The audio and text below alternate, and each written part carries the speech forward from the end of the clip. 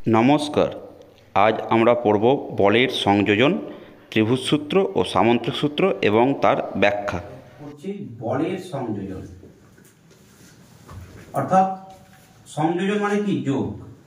তো বলের সংযোজন করতে গেলে কি একটু জিনিসটা বুঝে নিতে। ধরো কোনো একটা বিন্দুতে একাধিক বল প্রয়োগ হচ্ছে, অর্থাৎ একের বেশি বল প্রয়োগ হচ্ছে, দুটো হতে পারে বা তার থেকে বেশি হতে পারে। এই একটা বিন্দু আছে বা এখানে ধরো কোনো একটা বস্তু রাখা যায়, এটাকে এইদিকে কেউ টানছে আবার এইদিকে কেউ টানছে, টানতে পারে। তো ধরে নিচ্ছি ধরো এইদিকে যে টানছে সে 10 নিউটন বলে টানছে আর এইদিকে যে টানছে সে 12 নিউটন বলে টানছে। তাহলে এখন এটা কোন দিকে যাবে? না এইদিকে যাবে না এইদিকে যাবে, মোটামুটি এরকম ভাবে বস্তুটা যেতে শুরু করবে এবং তার মান বেরোবে। হ্যাঁ, এতদিন আমরা দেখেছি যে ভেক্টর রাশি আর স্কেলার রাশি পার্থক্য করেছিলাম। তখন আমরা বলেছিলাম যে স্কেলার রাশি যোগ বিয়োগ গুণ ভাগ একটা স্কেলার নিয়মে হয়। অর্থাৎ তোমাকে বললাম তোমাকে যে 2 টাকা প্লাস 3 টাকা আছে সমান হচ্ছে তোমার 5 টাকা। কিন্তু যদি ভেক্টর নিয়মে বলি যে তোমার কাছে তোমাকে 2 নিউটন বল পূর্ব দিকে প্রয়োগ করা হলো এবং 3 নিউটন বল পশ্চিম দিকে প্রয়োগ করা হলো, তাহলে এটার মানে কিন্তু তোমার কাছে 5 নিউটন বল হবে না। এটা মাথায় থাকে যেন। অর্থাৎ আমাদের বলটা ডাইরেক্ট বীজগণিতের নিয়মে যে যোগ আমরা শিখেছি সেই যোগ নিয়মে হবে না, এটার জন্য আলাদা একটা নিয়ম আছে, ভেক্টর নিয়ম যেটাকে বলছি। তো সেই ভেক্টর নিয়ম করতে গিয়ে আমাদের আসবো যে দুটো বিন্দুতে বলের সংযোজন, বল যেহেতু একটা ভেক্টর আছে, বলের সংযোজন দিয়ে আমরা জিনিসটা বুঝবো যে ভেক্টর নিয়ম জিনিসটা কি। তো এই সংযোজন করার জন্য আগে একটা জিনিস জেনে রাখো। আমি খানিক আগে একটা উদাহরণ দিলাম যে 2 + 3 = 5। এটাকে আমরা কি বলি? 5টা কি এলো? 2 + 3 এর কি এলো? এটা হচ্ছে উত্তর বা রেজাল্ট। এটাকে রেজাল্ট বলা হয়। তো যে রেজাল্ট এসেছে, তাহলে রেজাল্ট কত? না তো 2 + 3 যোগ করে পেলাম 5। ঠিক তেমনি ধরো আমরা একটা বল যোগ করছি যে 2 নিউটন প্লাস 3 নিউটন, যে ধরো এটা সবাই আমি ধরে নিচ্ছি যে এটা উত্তর হবে যে 2.2 নিউটন এলো। এইটাও থাকে রেজাল্ট। এই রেজাল্টটাকে অ্যাকচুয়ালি বলের মানে বিজ্ঞানের ভাষায় বলছে রেজাল্ট্যান্ট, RESULTANT, রেজাল্ট্যান্ট ভেক্টর। এটাকে রেজাল্ট্যান্ট ভেক্টর বলা হয়। ভেক্টর অর্থাৎ লব্ধি বল, এটাকে বাংলাতে বলছে লব্ধি বল। প্রথমে আমরা ডেফিনেশন যেটা জানতে হবে যে লব্ধি বল কাকে বলে, এই জিনিসটা প্রথম। লব্ধি বল কাকে বলে আগে একটু বুঝিয়ে দিচ্ছি, তারপর তখন ডেফিনেশনটা দিয়ে দেবো। ধরে নিচ্ছি যে আমাদের এই একটা বস্তু আছে, এই বস্তুটার উপর অনেকগুলো বল প্রয়োগ হচ্ছে।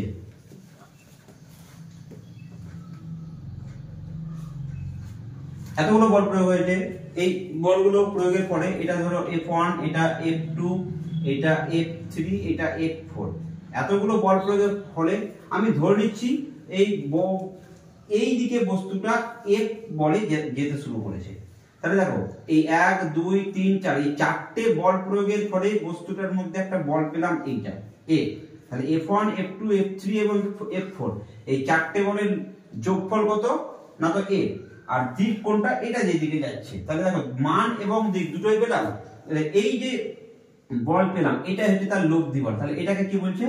লব্ধি বল বা রেজাল্ট্যান্ট ফোর্স, লব্ধি বল। তাহলে জিনিস দেখো যে কতগুলো বল মানে একটা বস্তুতে কতগুলো বলের সংযোজনের ফলে বা বলের বল প্রয়োগের ফলে যে বল দ্বারা ওই বলগুলোর মান এবং দিককে প্রকাশ করতে পারছি। দেখো এই বলটাকে হচ্ছে এই চারটে বলের মানটাকে তো প্রকাশ করছে, আবার দিকটাকে প্রকাশ করছে। যে বল দ্বারা প্রকাশ করা যায় তাকে হচ্ছে লব্ধি বল। তাহলে ভালো করে বললে কি বলবো না তো একটি বস্তুতে একাধিক বল প্রয়োগের ফলে যে বল দ্বারা ওই একাধিক বলকে মানে এবং দিকে প্রকাশ করা হয় তাকে বলছে লব্ধি বল। লব্ধি বল জিনিসটা কি? না তো একটি বস্তুতে কতগুলো বা একাধিক বল প্রয়োগের ফলে যে বল দ্বারা ওই বলগুলির মান এবং দিককে সূচিত করা হয় বা প্রকাশ করা যায় তাকে বলা হয় লব্ধি বল। তাহলে লব্ধি মানে অ্যাকচুয়ালি কতগুলো বলের যোগফলকে বোঝাচ্ছে। কেমন বোঝাচ্ছে? শুধু মান নয়, মান প্লাস দিক দুটোই একসঙ্গে বোঝাবে। তো এইটা হচ্ছে লব্ধি বল। তাহলে লব্ধি বলের ডেফিনেশন তোমরা বুঝতে পেরেছো। লব্ধি বলটা পড়ার পরে আমরা আসবো যে ভেক্টর যে আমরা যোগ করব, ভেক্টর যোগে যেমন এটা 2 + 3 করে 5 পেয়েছিলাম, ঠিক তেমনি ভেক্টর যোগে যে একটা নিয়ম আছে। মূললি যোগের 3টে নিয়ম, একটা যে ত্রিভুজ সূত্র, একটা হচ্ছে সামন্তরিক সূত্র আর একটা বহুভুজ সূত্র। ক্লাস 9 এ শুধু সামন্তরিক সূত্র দিয়েছে, কিন্তু সামন্তরিক সূত্র বোঝার আগে আমরা আগে ত্রিভুজ সূত্রটা করব। তাহলে কি করব যে ভেক্টর যোগে ত্রিভুজ সূত্র। তাহলে প্রথমে লিখছি আমরা ত্রিভুজ সূত্র। বা ট্রায়াঙ্গুলার ল, ত্রিভুজ সূত্র জিনিসটা কি? তো আগে একটা ছবি দেখিয়েছি, তার সূত্রটা বলে দিচ্ছি। একটা ত্রিভুজ আঁকলাম, ধরে নিচ্ছি পি কিউ আর একটা ত্রিভুজ। তো বলছে কোন ত্রিভুজের ক্রমান্বয়ে গৃহীত দুটি বাহু, ক্রমান্বয়ে গৃহীত মানে পরপর নেওয়া হচ্ছে এমন দুটি বাহু। তাহলে পরপর নিচ্ছি, ধরো আমরা কিউ আর একটা নিলাম আর আর পি একটা নিলাম, তাহলে পরপর দুটো বাহু নিয়েছি। তাহলে কোন ত্রিভুজের ক্রমান্বয়ে গৃহীত দুটি বাহু দ্বারা যদি দুটি ভেক্টরকে মানে ও দিকে প্রকাশ করা যায়, যদি কোন ত্রিভুজের ক্রমান্বয়ে গৃহীত দুটি বাহু দ্বারা যদি দুটি ভেক্টরকে মানে ও দিকে প্রকাশ করা যায়, তাহলে বিপরীত ক্রমে গৃহীত তৃতীয় বাহুটি দ্বারা, বিপরীত ক্রমে মানে এইটা এইদিকে গেল, এটা এইদিকে গেল, তার মানে একটা এরকম এরকম ভাবে রাউন্ড হচ্ছে, তাহলে এটা এরকম ভাবে আসা উচিত। তাহলে এটা এরকম ভাবে না আসে যে বিপরীত দিকে নিয়ে নি, অর্থাৎ এই দিকে নিয়ে নি, তাহলে তৃতীয় বাহুটা এই ভেক্টর দুটির লব দিকে প্রকাশ করবে। অর্থাৎ বলতে চাইছে যদি কিউ আর বাহু এই ভেক্টর এ এবং আর পি বাহু ভেক্টর বি কে প্রকাশ করে, অর্থাৎ এ আর বি এই দুটো যদি ভেক্টর কে প্রকাশ করে এবং এদের লব্ধি ভেক্টরটা যদি সি হয়, তাহলে এটা বিপরীত দিকে যে বাহুটা যাচ্ছে, অর্থাৎ দেখো কিউপি এই ভেক্টরটা বা এই বাহুটা এই ভেক্টর দুটোর লব্ধিকে প্রকাশ করবে। তাহলে ত্রিভুজ সূত্রটা একটু ভালো করে দেখো যে কোন ত্রিভুজে ক্রমান্বয়ে গৃহীত পরপর দুটি বাহু দ্বারা, ক্রমান্বয়ে মানে পরপর নিতে হবে, ক্রমান্বয়ে গৃহীত পরপর দুটি বাহু দ্বারা যদি দুটি ভেক্টরকে মানে এবং দিকে প্রকাশ করা যায়, অর্থাৎ এটাকে এ ভেক্টর মানে কিউ আর বাহু হচ্ছে আমাদের কোন ভেক্টরকে প্রকাশ করবে, কিউ আর ভেক্টর হচ্ছে এ ভেক্টরকে প্রকাশ করবে। কিন্তু যখনই কিউ আর দেব এই মাথায় তীর চিহ্নটা দেওয়ার মানে হচ্ছে ভেক্টর চিহ্ন দেওয়া, অর্থাৎ এটা ভেক্টর রাশি।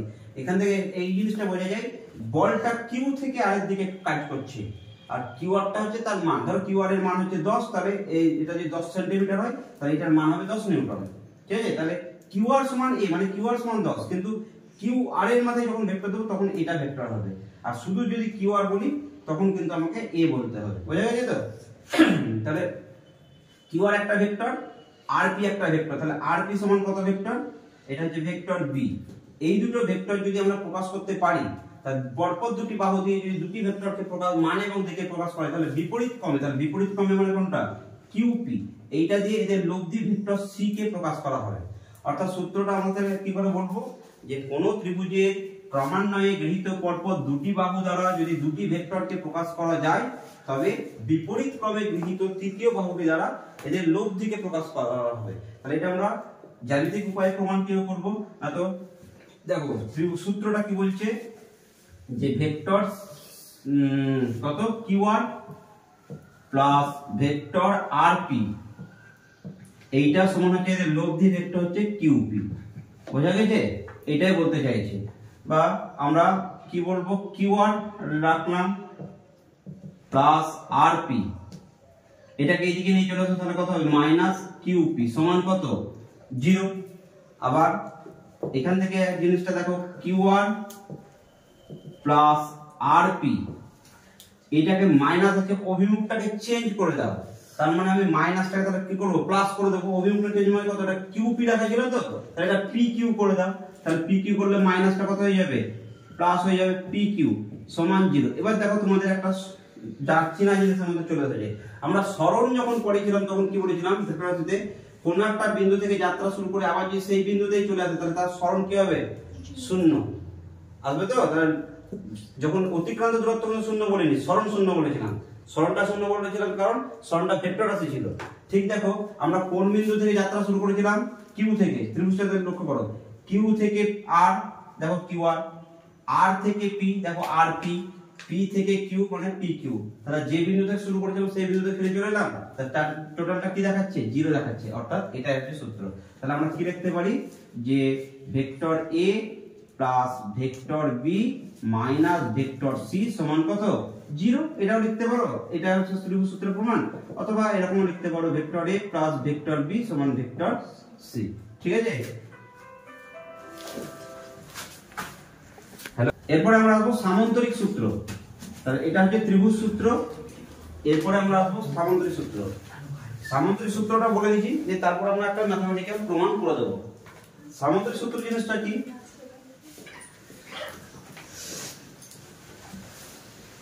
বা প্যারালেলোগ্রাম ল।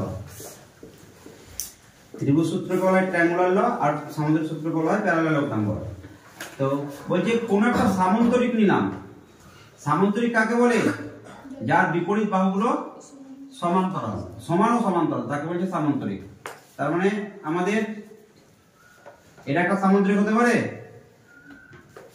ধরে নিচ্ছি যে পি কিউ আর এস একটা সামান্তরিক, তাহলে পি কিউ আর এস যদি সামান্তরিক হয় তাহলে পি কিউ বাহু আর এস আর বাহু সমান হবে, আর পি এস বাহু আর কিউ আর বাহু সমান হবে।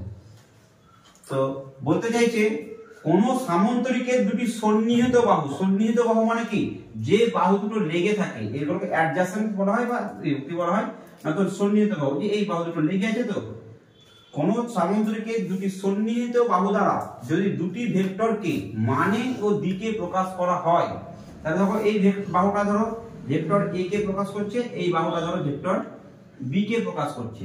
তাহলে কি বলছে? কোন সামান্তরিকের দুটি সন্নিহিত বাহু দ্বারা যদি দুটি ভেক্টরকে মানে ও দিকে প্রকাশ করা হয়, তবে ওই বাহু দুটি দ্বারা অঙ্কিত কর্ণ, মানে এই বাহু দিয়ে যে কর্ণটা চলে গেছে, অঙ্কিত কর্ণ এই ভেক্টর দুটি লোভ দিকে প্রকাশ করবে।